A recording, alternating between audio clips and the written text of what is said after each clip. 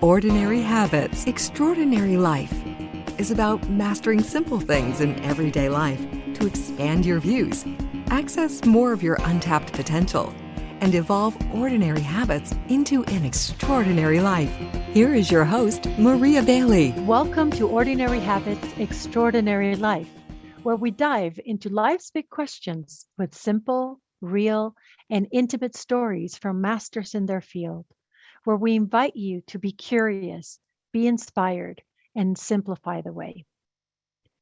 Troy Rarick is the guy you call when you want to turn a sleepy and sometimes bankrupt little town into a mountain biking destination. He is a master at trail design and more. He is filled with a rugged wisdom that, if you listen closely, might set you on a path of adventurous personal development, environmental awareness, and who knows, maybe even spiritual growth. Troy advocates for the possibility to design town infrastructures that provide complete human experiences, where mountain biking goes beyond being a sport and rather perhaps a philosophy, where we can develop better communities, appreciation of the outdoors, and positively shape individuals. Troy is best known as the founder of Over the Edge Sports, Colorado's destination mountain bike trails, bike shop, and the Fruita Fat Tire Festival, and has taken this trail shop philosophy and the Over the Edge name around the world. Welcome, Troy. Thank you. So- I'm excited. It sounds cool. Right? Wouldn't you want to meet this guy? He's such a I cool know, right? guy. I was like, you sound cool. Wow. I'm excited. I'll just sit here and listen. That's what I was thinking when you agreed to have this conversation with me. It's like, oh my God, yeah. How cool would it be to dive in with Troy about, for the years that I've known you, you're the guy that is right there on the edge of the known map, right, facing the unknown, and you create the trails for all of us that need need to be shown where to go when it's too funny open. that it's my life philosophy really as well, and it's funny that it fits into a mountain bike metaphor. But And what is that's that life mountain. philosophy? Just what you just said. It's why we're called Over the Edge, right? There's another beautiful option in all of our lives that we just can see, but we've never quite dared to go there. We're gonna spell one it day. out. So right? what is the philosophy? So Like okay, whatever so it is, we listen all have here. that This thing is that Troy's like, philosophy, life philosophy, and Yeah. it is what? My philosophy is that you can see beautiful in your life. There's something that each and every one of us has this vision of something really beautifully, uniquely their vision, their thing. And it's how few dare to go to that edge of that and see that actuality happen or not, right? Like that is my philosophy of life and the business of Over the Edge. Like, we started in a bankrupt town. People thought, they tease me now. They think it was funny. It was funny, and it was successful, right? Right. Because it dared to do something to actuate that motion. I have painted on the back wall of my house, see, say, send, because you see a vision. You got to be able to put it into. You got to be able to say what your vision is, right? You can't get everybody to join something that you can't tell them what you're talking about. You got to be able to articulate it, right? We're going to turn Fruita into a mountain bike town. And people are like, okay, what's a mountain bike town? but at least you got to be able to answer that and say. And then you have to actualize it. The third one is the hard one, to actually take those steps. And when I go into a new community, I try to get them to talk to me first about the vision of their community, what they love about their town, what's the legacy they want their children to carry forth, what's their thing. And then we can talk about mountain biking later, but if I understand what they're looking for, I can help them see where it fits. So it's see, say, send, you said? Yes. S-E-N-D?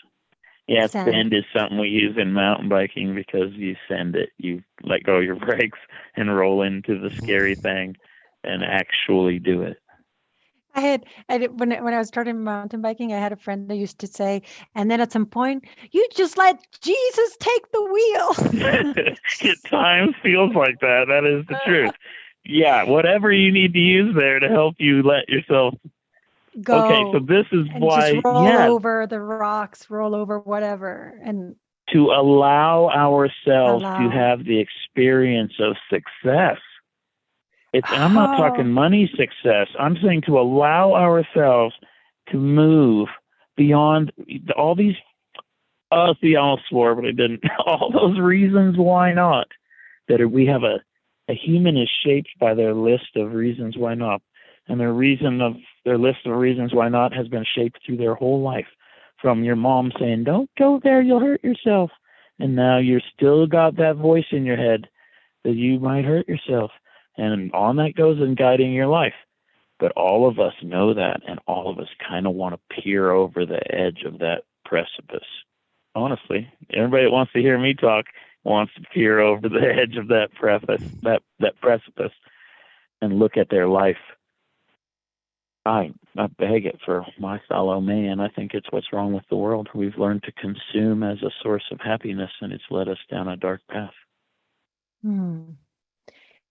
I want to take us back to the beginning of what you said. This is so beautiful. And the promise, I think, is what you said earlier, is that everyone can see something beautiful about their life, about themselves, about Oh others, yeah, it's if they just go over the edge look. of the You gotta known, look. right? You got to Oh look. man, I'll tell you, the last months of my life have been the sharpest. Oh man, I hurt. I had to look into some stuff I didn't ever want to look into. I was faced with something I didn't ever dare see, and that's cool. Man, hard. I've been saying to people, it's not a splinter in your soul. It's a drywall screw, and it ain't coming out easy. It's in there. You've had this idea since you were a child. You've been led down a deceptive path. And I don't know, all you can hope for in your life is to see it. What's the other thing to see? That beautiful vision that everybody's got. And there's not a right one or a wrong one. It's the one you've got. Whatever a person sees, that's their thing.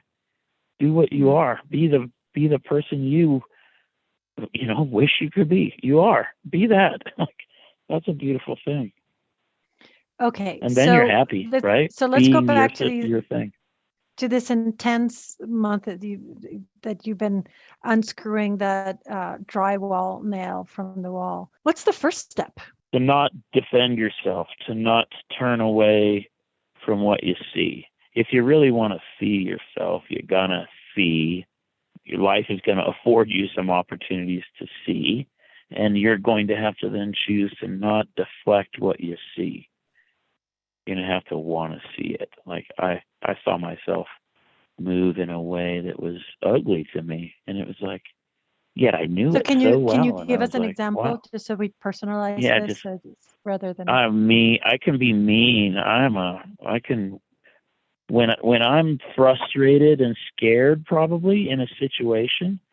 Mhm. I've taken my power.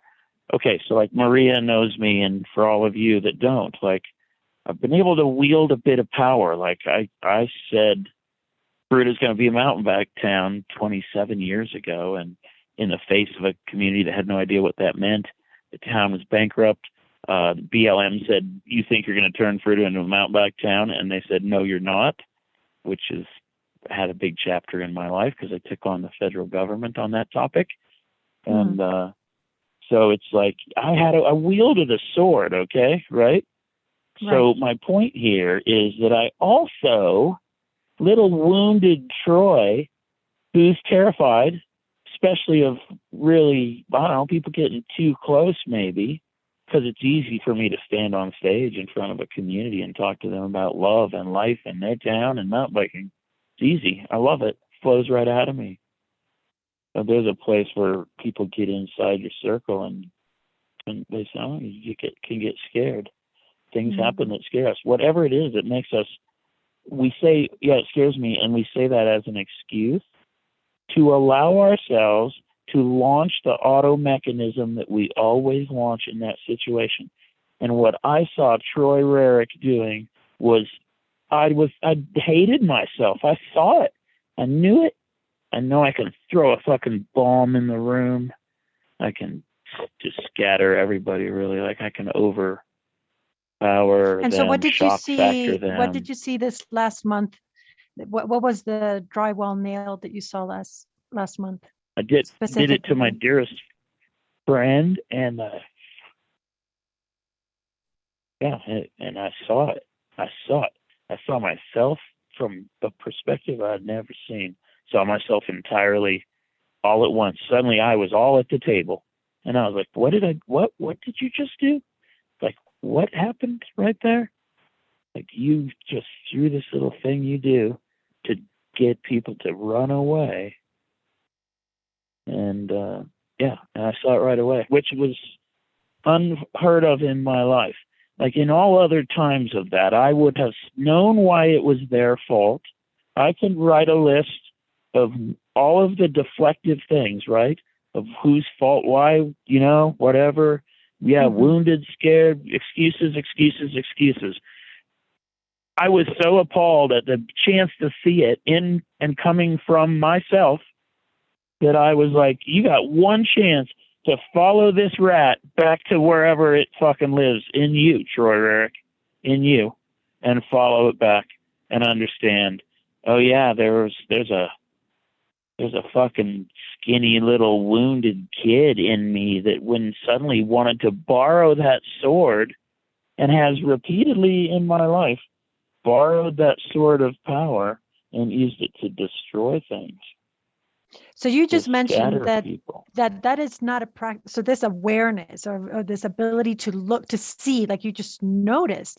I just did that. You gotta want to know. So, exactly. That's what I was going to ask you. It's like, do you remember? Because you just noticed that. But so then, when did you start seeing things, or how does anyone start seeing things? Because you either don't see it or you see it. So what is the practice?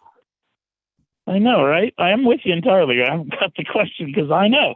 I don't know. I thought I knew it. I wanted to write a book about it and kind of parallel it with mountain biking and such. Would have sworn I knew. And then suddenly, that's what floored me, is I'm seeing an automatic program running in me that I had built up out of my own fear. And all of a sudden, I'm like, my life wasn't even my own. It didn't feel like. I felt like I was moving outside of myself, controlled by an energy that I had suddenly chosen to follow, right? Wow. Wild to see. And I had a chance to see it. I was like, I don't know, I love analogies. And it's like, falling out of the raft in the Colorado River. You're going to get swept along for a minute. Your best effort is to just go with the current. You're going to go see something here. You're going on a journey inside yourself. So I want to slow us. Can I slow you down for a moment, just so we can follow? Yep. Because in some ways, if we take it to the metaphor of like mountain biking, or I guess for our listeners, if you've ever learned how to do something new, right? There is right now you're telling us of a skill or something that you are aware, that you're practicing, that maybe you're becoming even better than you were a few years back. But we're getting sort of like the aftermath of both becoming aware of the skill and you practicing and getting better. I want to reel it back, right, to for somebody that wants to learn, and maybe even, I guess maybe we are aware. We're aware that, hey, we do things that we aren't aware that can harm others. And one key thing is like you said, when we defend ourselves, and I guess the skill that we want to learn is to look.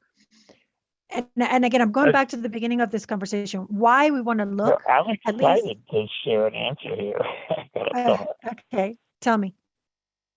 I have mountain biked together, and it is this. Here's where that analogy of truth meets mountain biking, and I've had the chance to ride with you and help you expand your skills and such. So let's paint this picture. We're rolling down a rocky mountain bike trail, and we're coming into the scary part, right? Whatever This applies to surfing or skiing or snowboarding. So for all of you, whatever you do, at that moment of doing it, there's either a pensive energy that's going to kind of back your body weight back towards the back axle of your bike. That's not going to help you. You're going to stiffen up because you're getting a little scared. That's not going to help you. Your vision, actually, it's proven, goes myopic. As you get scared, you see less, you narrow, you start looking at, everybody says you start looking at where you're going to crash, like minutes before you get there. You start to plot it in your mind. It's a rule of mountain biking. Don't look at that stuff because you will go hit it if you're going to be all scared of it. So and then you might pull the brakes, right, to slow yourself because you're scared. All of those things not helping you, not helping you do the thing that you're trying to do. And this is what I'm saying about it in life. This is what I saw myself do. Pull a ripcord, throw a hand grenade because of fear of intimacy, really, right? And pushing people back. It's a thing we do. We push people back, and we use this mechanism. And, like I said, you think that I know this is just what I do in this situation. I think I got a chance to see it and not choose it, which was huge in my life. Wanted to know that analogy in my life, and I want to know that analogy as I'm approaching the lip of a jump on a mountain bike or the edge of a surf wave. I want that feeling of yes, forward, yes, right? Not back, scared, preventative. Yes, forward, yes, dare to see yourself. You want to know this in yourself. Every one of us that's still listening to this podcast still wants to know what they know what I'm talking about. Everybody knows it looks differently in everybody's eyes, but it is that to crest that feeling of preventing your way forward. Prevention never got you forward. Brakes never helped you do a mountain bike jump. Were you like this when you were little? Always leaning forward, or was there a point in time that something shifted for you? No, I think it was kind of stuck in me for a long time, really. Just, I've been unique in this way. I don't know. I guess I don't honestly know the answer. I've only looked out my own eyes, but. So when you were little, were you like the kind of little guy friend that would tell all your friends like, "Oh, come on, lean forward," or who were you as a friend when you were little?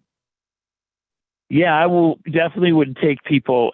I've always taken people over their edge, right? Like to do things. And I was a skinny little kid, wore glasses. So I was the most unlikely. I was hard to say no to. Right? And I built a whole business out of drawing people out. And it's funny. Yeah, I guess I still do the same thing I've always done. Yeah, I'm like, come on, you can do this. Here, put your foot here. So can we investigate that thing? So you enjoy drawing people out. Why is that? Yeah. Because I think I think life has been stolen from most folks. I think most people are just got kind of sold into just kind of working a job and entertaining yourself and getting through another week.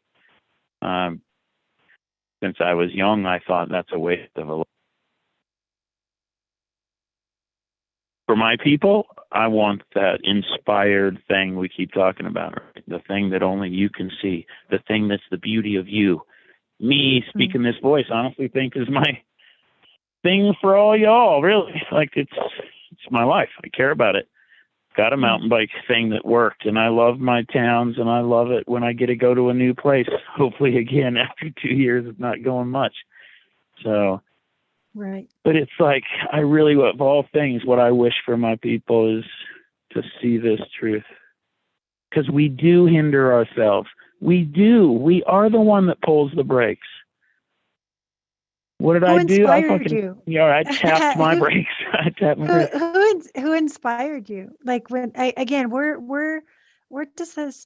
So what I'm doing right now, I'm trying to get to like like the ordinary, because I hear your passion and I hear the kind of like the Troyness of you, Troy from Fruita that has created all this. And then it's easy, at least for me, it's easier to other you, like, oh well, that's Troy, that he can do that, right? Like he has that kind of passion and that kind of thing. So I'm trying to find that common human thing that I can relate to you. The fear I can totally relate. I know when I, both in my mountain biking or just in my life, when I just kind of lean back a little bit, I try to control the situation. And it, like you said, it doesn't get me anywhere. So that was very relatable. Right now, I'm trying to relate to this passion you have, and of inviting people forward, bringing people out. Like, I'm trying to get to the motivation to see if there's something I can relate to. Then maybe my expression is going to be different. Maybe my superpower is not, bringing people out, but I can relate to the motivation that motivates you to do what you do. See what I mean? What I'm getting at? Yeah, absolutely. Absolutely. Yeah, you expand my thoughts of this conversation by your ability to steer it and ask good questions. Lead it. It's pretty. Yeah. Nice. I am just watching. I'm just listening to that guy you said was going to talk. No. He seems interesting still.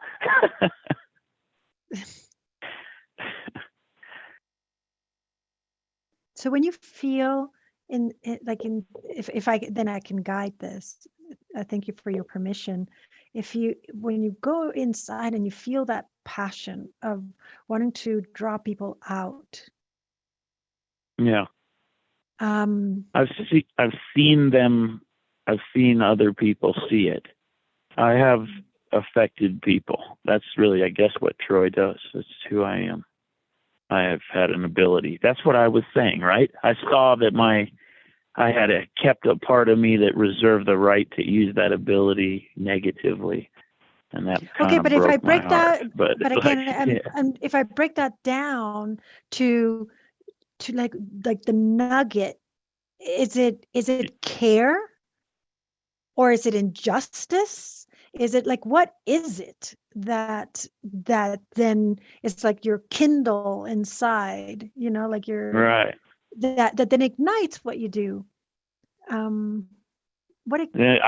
see words of truth. I see the word like truth. I don't know. I mean, it almost lacks a word, but it's the light. It's the chi. It's what people worship. Okay. It's what people wish they knew. It's the morsel of light. Okay. Yeah, that is the energy of us all. And I have seen myself bring mine forth and have it be effective light in the lives of others, and it's inspired me. Okay, let's go with that. So if you have some awareness of some chi or light or energy inside of you, that then it just lights up, right? And then you have this behavior that it brings people out and all of that. So when you blow on it like an ember, it's like fire starting. I think you kind of blow on it like an ember. It's not just. It certainly isn't me. I don't ever think it's me. I'm good at guiding it. I think like you are in the conversation, I am with people. So again, what is your earliest memory of this awareness of this inner light or chi or energy or whatever you're calling it? That's a good question. My first awareness of that. Mm-hmm. Well, I've always, I couldn't say a beginning, but I've been good at gathering people to do something, right? Getting people to go something. I started rock climbing in high school. I ditched high school classes to go climb rocks, and I would drag other people to make them ditch school and go rock climbing with me. And were you aware of that light then? Yeah, the light's just what you're excited about, really.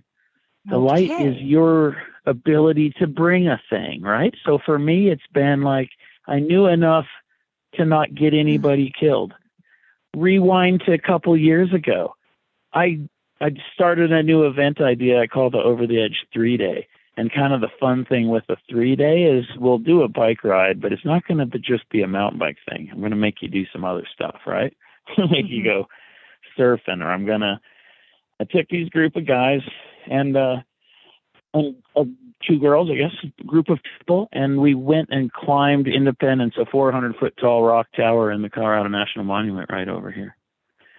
And the fun thing is, like, my friend AJ was terrified, and he said at the end of the thing, he says, "I'm really glad you made us do this, but I'm not. This isn't my thing," right? Mm-hmm.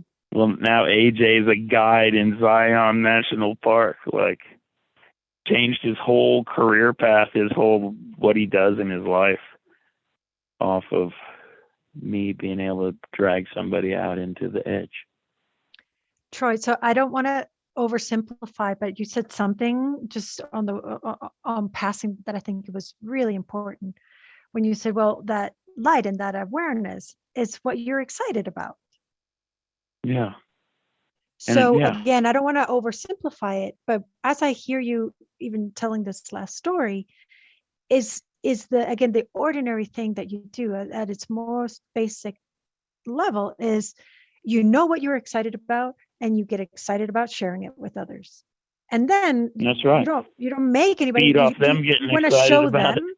and then you try to navigate over the fear. You've learned something about getting over the hump of fear, but then you want to show them you're excited about something. You show them, and then they decide whether that's what they want to do, if they want to become a guide at Zion or not. But almost like your job is to show them. Am I oversimplifying it, or does that hit? No, that's wonderful. And as you said that, you touched on job 2. So here's the uniqueness of Troy. So that's job 1, and then there's job 2, and you just skimmed right up against it, because there's going to come a point. Another beautiful friend of mine, who's Colorado Country Music Entertainer of the Year, Ryan Chris, and Rough Cuts is the band. And I took that whole group that would go up a sandstone tower in Sedona, and Lauren, the lead singer, Lauren Michaels, a girl, and she said like 5 times, "No way, not." We'd hit something scary, and she'd be like, "No way, I'm not going up that." And then that's skill 2 of Troy. You don't get off the hook that easy. Like, we're going to talk about it. We're going to talk about it. I'm going to go up and down it and show you that it's not that hard. I'm like, I'll stand right here on the edge of it next to the cliff so that you can be on the inside of me, and you'll be okay, right? And I move people. It's funny, I use my see, say, send, I guess, really. I show them that it's possible. I tell them how it works. Put your hands on the handlebars this way, right? Put your butt on this side of the cliff and your feet on that one, and shimmy up. And then I show them. I send the example, or stand there underneath them and say, "I'll catch you," even though I probably can't. But whatever, it encourages them. It's worked for my life so far. I ain't killed nobody. So 3 things I'm hearing is, 1, and I think that connects to the see, say, send. So know what you're excited about, I think, is kind of like knowing your vision, knowing what you're excited about, share, and so say it, and then show it. And that's send it, right? So and encourage them to send it, right? Like, you don't want to, I think another neat thing right there is you don't want to overreach them. I end up at the front of a mountain bike ride a lot, not because I'm necessarily the fastest person, more likely because then I know I can control the fastest people and keep the group together, right? Like, so there's a skill of, if you're going to make people go rock climbing, make sure they know, look, okay, this harness is good and it works, and you make sure it's buckled, and and this is the knot you use, and you tie it right, and you make sure. And it's like, you make them comfortable by you're not just throwing them into perdition, right? It's not about bravado. Bravado's the other way. Bravado's a fear-based idea. Bravado's a lie. You just want to do what is you want to encourage yourself, right? You don't want to have failure to where you then feel like you don't want to do it anymore. So start within reach. I think that's a really good thought. Okay. And I think a friend of mine made this quote up that every forward is a tangible forward now. I think that's a really good thought. Can you say do that what again? you can do right now. Mm-hmm. Every forward is a tangible forward now. So movements of someday and wish we could aren't really the thing. It's what can you really do right now. I just think that's such a beautiful thought. Brittany Phelps said that. And I think it leads beautifully to my next question, because then, so we've clarified, sort of expanded more your philosophy, right, where we started. The see, say, send. How do you cultivate it in your everyday, in your ordinary, how you make decisions, how you live your life in the everyday? How do you cultivate that philosophy? I think it was revealed to me, right? Taught to me by doing things in life. I feel lucky that I got a chance to, thanks to my parents, right? Thanks to my dad for taking me camping and fishing and doing stuff outdoors, right? Like that I Is there learned a particular that memory I could of keep everybody from dying. Is there a particular memory with your dad that maybe was like that, that can signify we that did it all the transmission? time. It's the memory that it was all the time, and it was great. It was, So drug more the us out camping. consistency of camping than an actual one time? Yeah, definitely. Just because it was always a part of our lives. So I probably don't even remember when it started, right? It just was. Everybody knew their job. You're like, Mom said, we're loading the camper. You're like, okay, I get water or whatever I do, right? Like I got a job here. And we all knew, and we'd rig the pop-up camper and put it on the pickup truck, and off we go. Yep, and we would be going, I don't know, whatever. My dad was fishing. But I remember young, the highest peak on the Grand Mesa above Grand Junction here is Leon Peak. And maybe when I was 12, I'm like, I want to go on that mountain. So that was like an early revelation of me bringing my voice to my whole family. I think we should climb that mountain right there. And they're all like, okay. Well, pretty funny. So I started dragging people up mountains. That was a little bit more I wasn't as much into fishing. So it and my brother and I rode bicycles. Oh, sorry. No, I was going to say we rode bikes in those days, and that was probably my foundation of mountain biking was riding department store bicycles on the trails of the Grand Mesa when we would go camping and get bored with fishing. Right. Yeah. But again, if we talk about cultivation, it sounds like you had parents that encouraged sort of like the adventure and encourage. And if you had an idea, if you saw it, if we go back to your philosophy, well, you had the vision that you wanted to climb up the mountain. So they were like, okay, go do it, or let's go do it. But they're sort of like an encouragement, right? Yeah, they went with me. Well, I don't think my mom did, but I think everybody else did. Yeah, and I was young. And I'm like, come on, we can do this.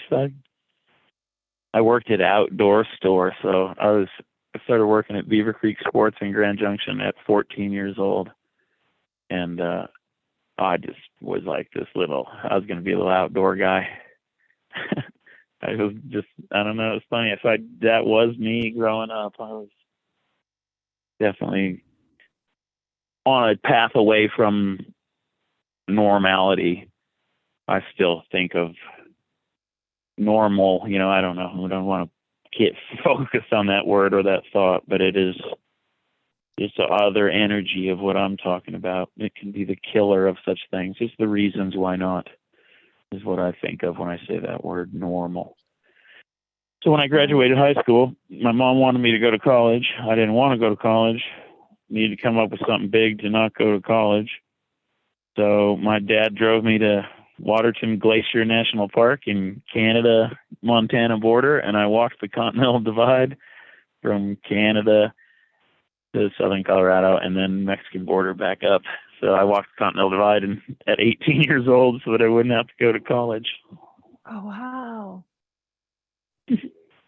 Yeah, I'm an odd one. That's a fact. In a great way. I'm trying to think. So, I think you're calling from your house right now, which is in Fruita, Colorado, and Yes.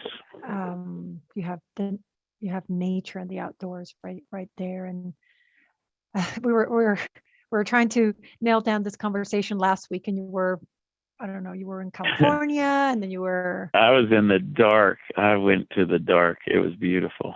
I was out in Death Valley. Yeah, it was beautiful. Yeah, right. And so there's a freedom about you, and kind of like how you live that philosophy.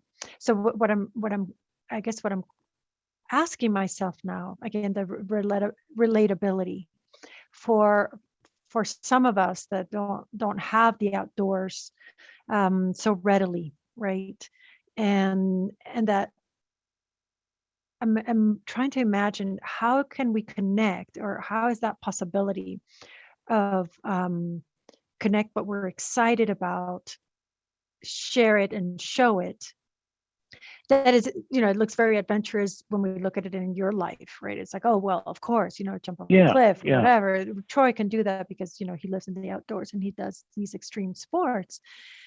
But how? So I'm trying to find the question as I'm speaking. So well, I got a good thought. I'm with you here. Because it's a good chance for me to say it's not about, stunts of bravado or mountain biking or the things I reference. Yeah, that's where I built my little comfort world. But now when I talk about writing a book, I haven't written a book because I'm terrified of it, right? I would love to sing live on stage. And it's it's terrifying. It's terrifying, right? There's things we all got our thing that we're terrified of. And what's interesting is it often tends to reside really close to the thing that you think would be beautiful to do. And then you're faced now with this conversation at full reel. How do you sing on stage? Get on a stage and get a microphone and a feedback monitor. Feedback monitors are great for your singing because you can hear yourself. And it's like, you've got to do it to know what it's like to do it. You've got to do it if you want to know what it's like to be in love. You've got to do it. It's not a philosophy contest, right?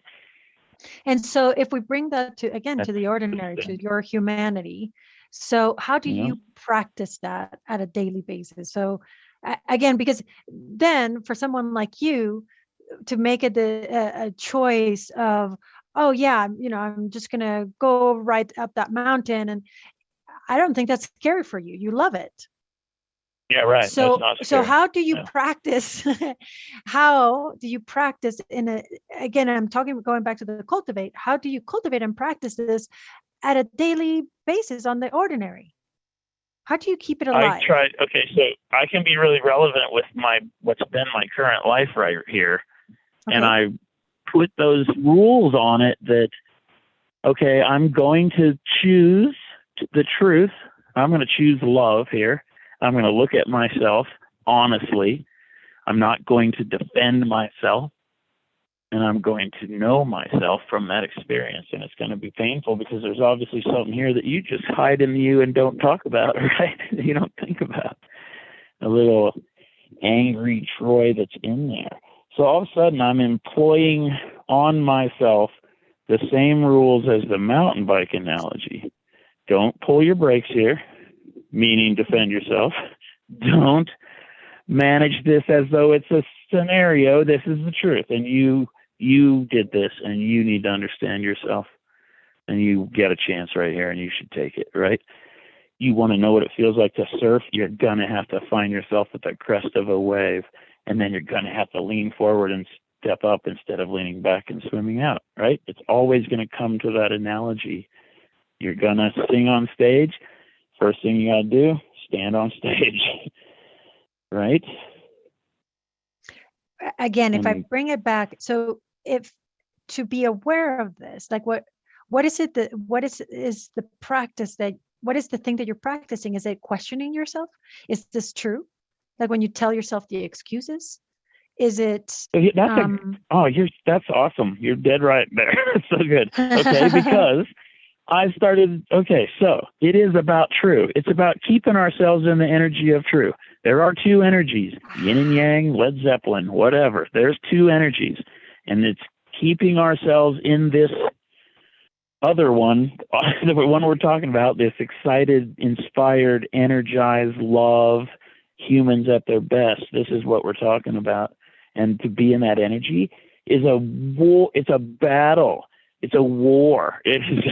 The other energy is what we know from our phones and TV and screens and school, and don't play with that, you'll get hurt. All that stuff we learned in life isn't really the guide that we're looking for in this conversation, which is about my life.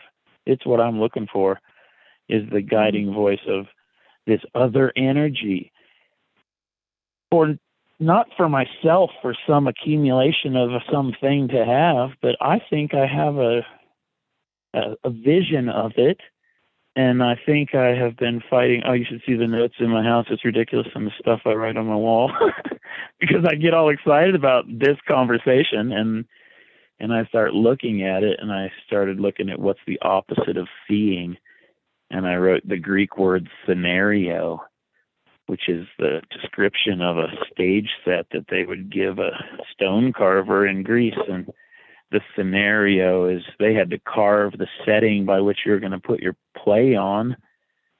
And that's such a powerful word, because we kind of have a fake world that we spend most of our time chiseling those stones and working on the setting of our scenario.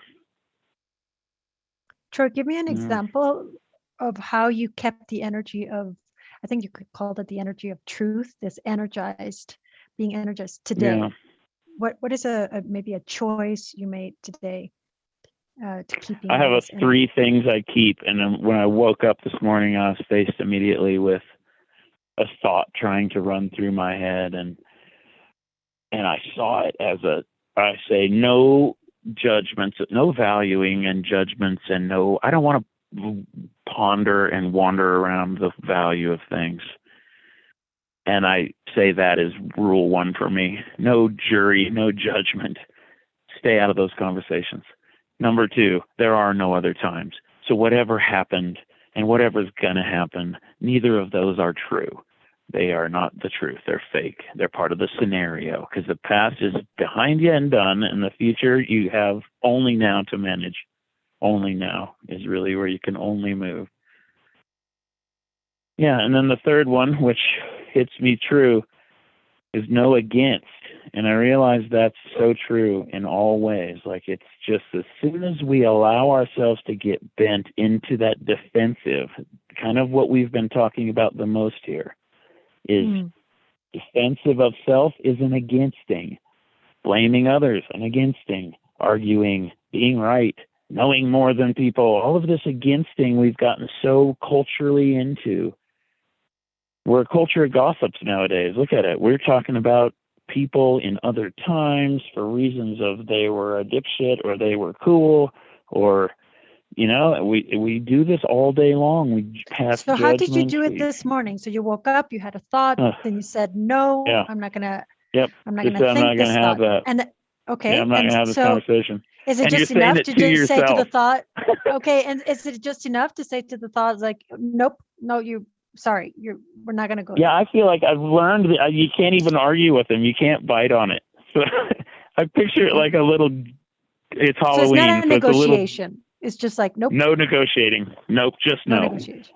Just no. You got to mark your forwards. If you're going to choose a forward of love in a world of fear, you're going to have to first see that, and then you're going to have to say it out loud. And I'll tell you, here's a tip from me.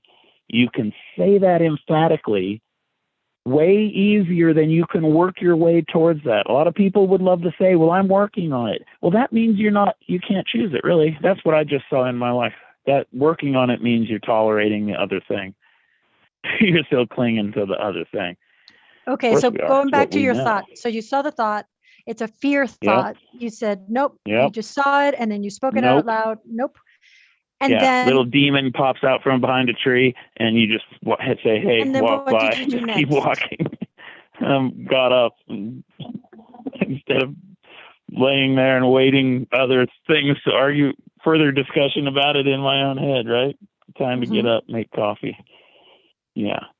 Yeah. So, and then like you find ourselves regularly. I believe we're just regularly hit with these little fear thoughts, right? There's little fear thoughts, right?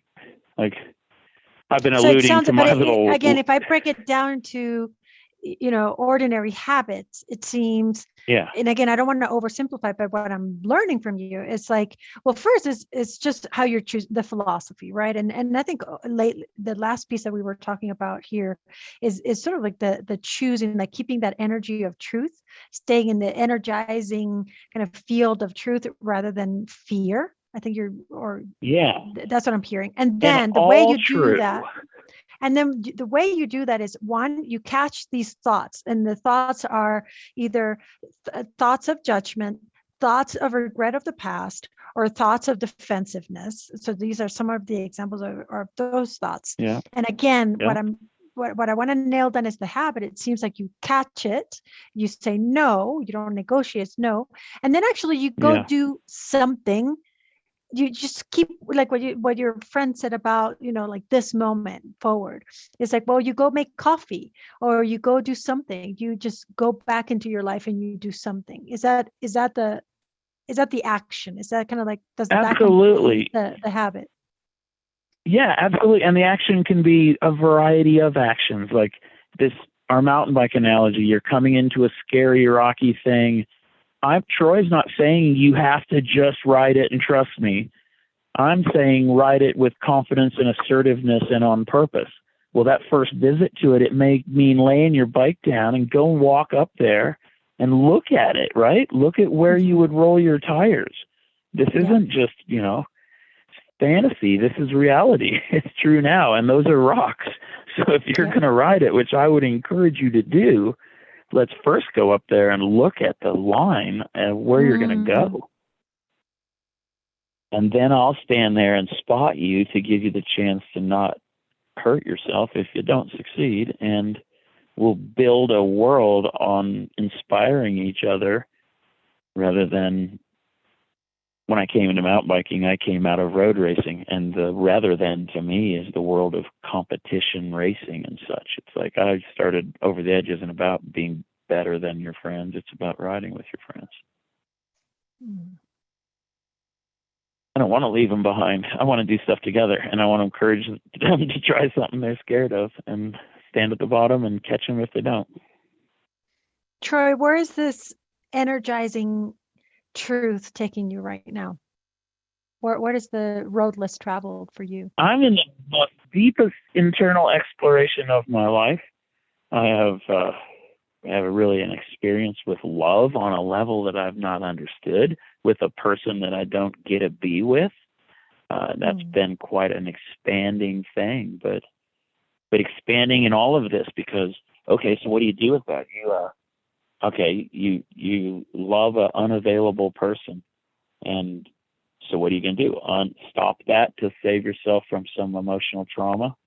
Or do you really? And are you really there? And then all of a sudden realizing that one of the things, this isn't simple to say, my whole little syllabus of me and a woman in my life and what I thought that meant and what I thought I needed, and started wandering through my whole little folder there, right, in my mind, in myself, that woundedness, that fear, that tentativeness, this little move of just throw a little hand grenade into things and see what she does, like just to give her an out if she wants an out kind of thing, right? Like, I do that. I've done it in every relationship of my life.